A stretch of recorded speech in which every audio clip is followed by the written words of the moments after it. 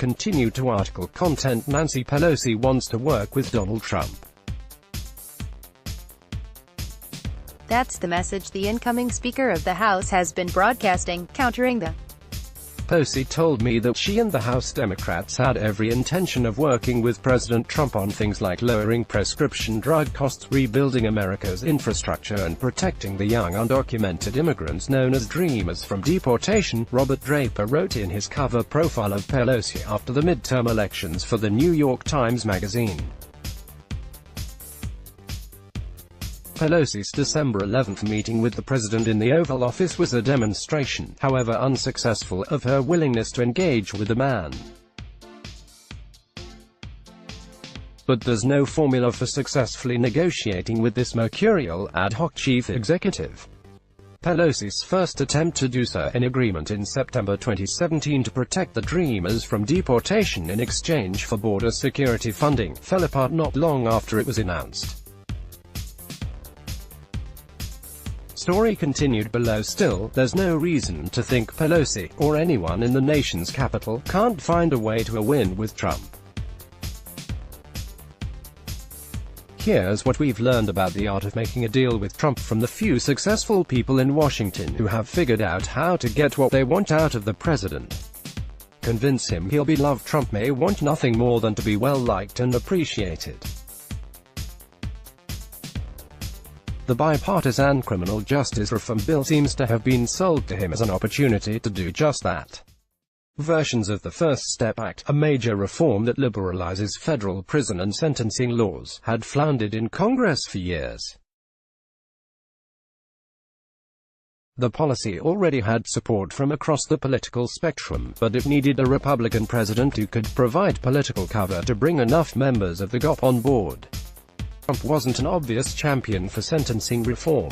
He ran a campaign promising law and order and selected the tough-on-crime Jeff Sessions as Attorney General. Sessions' Justice Department had issued reports critical of the bill. The president has suggested that convicted drug dealers deserve the death penalty. To get his support, the criminal justice reformers would need to conduct a conversion. The evangelist was White House advisor Jared Kushner, who, all accounts say, worked hard to persuade his father-in-law. Kushner met with everyone from members of the Congressional Black Caucus to Koch-funded interest groups to the news media to bolster an already large coalition. It helped that Kushner was able to deliver plenty of groups and individuals on the right. I think the broad popularity of the policy was the gateway, says one of the bill's advocates, who watched the process at the White House up close. The president was also given a booklet of dozens of conservative organizations and individuals making supportive statements on the bill to show grassroots political support. And then it took some convincing that law enforcement was on board. The last piece proved crucial, because there's perhaps no interest group Trump cherishes more than law enforcement. The marquee names, the Fraternal Order of Police, the International Association of Chiefs of Police, the National District Attorneys Association, were enough to get the president on board. With seemingly few people opposed, Tom Cotton, otherwise a devoted Trump ally, the most prominent, and even staunch critics in the media like Van Jones making the trek to kiss Trump's ring at the White House, Kushner and his partners succeeded in selling Trump on the most important provision of the First Step Act, Mr. President, you'll be loved for signing it. It won't be easy for Pelosi, but the Democratic Speaker may be able to use similar tactics to goad Trump into supporting some bipartisan healthcare initiatives. The administration has already begun proposing some form of federal intervention to lower prescription drug prices, while Democrats have long argued that Medicare should negotiate with Big Pharma on bringing down drug costs. Some kind of compromise bill could get the support of both Capitol Hill and the White House. Your older Medicare-using base will love you for it, Pelosi might tell the president. That would get his attention. remind him of his campaign promise. Earlier this month, Trump and Kentucky Senator Rand Paul were having one of their frequent conversations about the American military presence in both Syria and Afghanistan.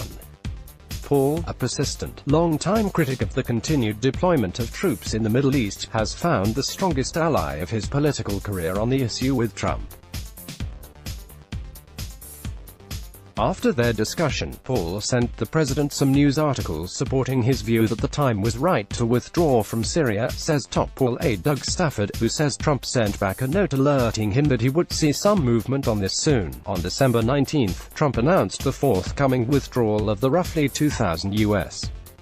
troops fighting ISIS in Syria. The move was resisted by just about everyone around Trump, inside and outside the administration, including John Bolton, Jim Mattis, and Lindsey Graham.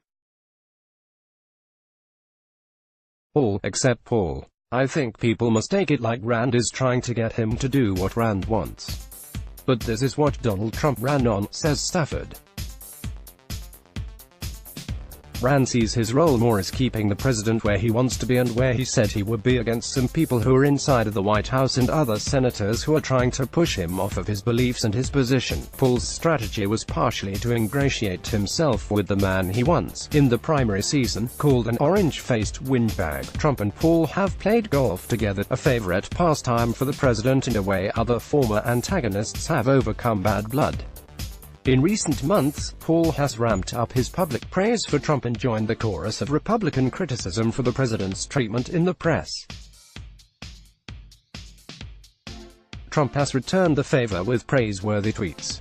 Paul had raised concerns about two of Trump's high-profile nominations in 2018, for the defenses of the government's data surveillance apparatus. He dropped his public skepticism of Brett Kavanaugh and, earlier in the year, did an about-face on his opposition to Mike Pompeo. Stafford gives credit for Paul's success to the senator's constant prodding of the president to be true to himself and his base. It's not just Rand's voice.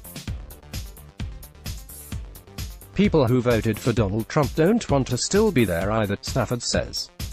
He ran on it, he was loud and clear on it, and he believes it. Like opposition to military interventionism in the Middle East, an increase in infrastructure spending is one of the few major Trump campaign pledges that aligns him more with Democrats than his fellow Republicans. Trump's failure to embrace a major infrastructure bill in favor of the divisive travel ban at the outset of his presidency may have doomed his ability to work across the aisle on the issue.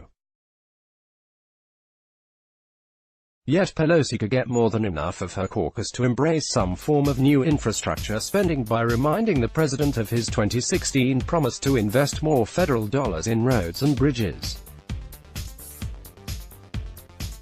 If she persists in nudging Trump to fulfill his pledge, Pelosi could deliver a long-time Democratic wishlist item.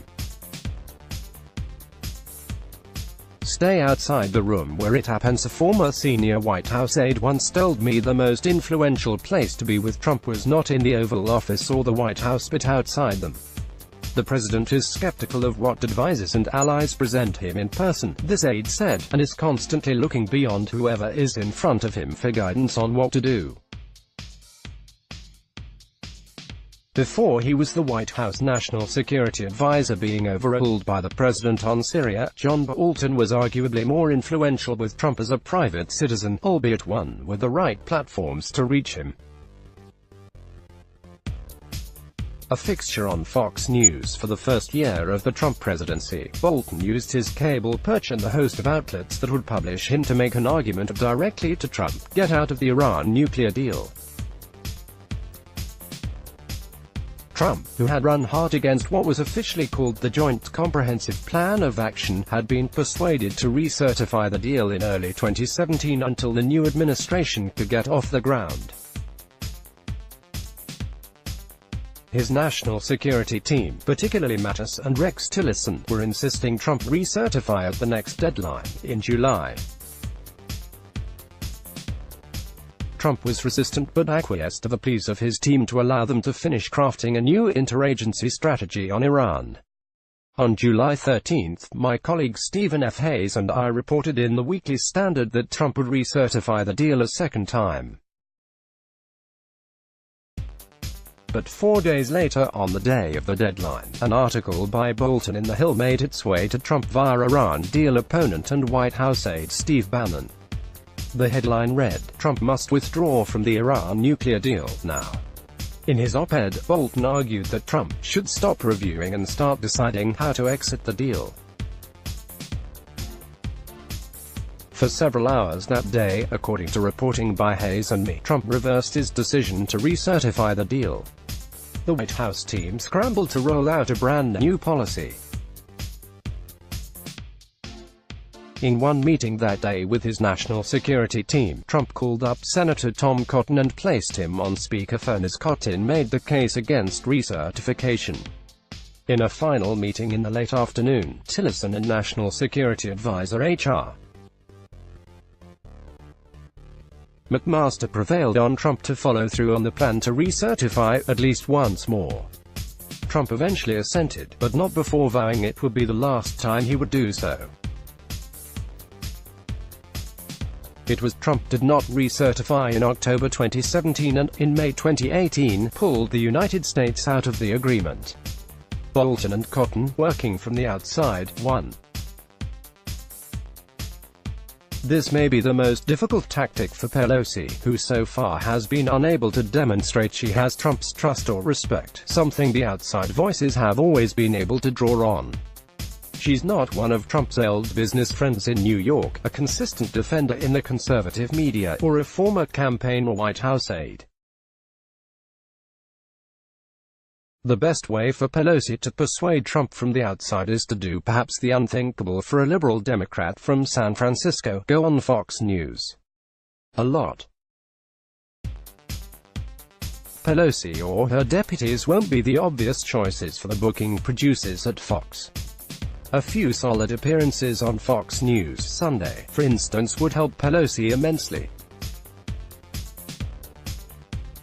Pelosi herself already seems to recognize the necessity of making a public case, most obviously on television, for compromise with Trump. "You know how I talk to him," she told Draper. "I just say it in public.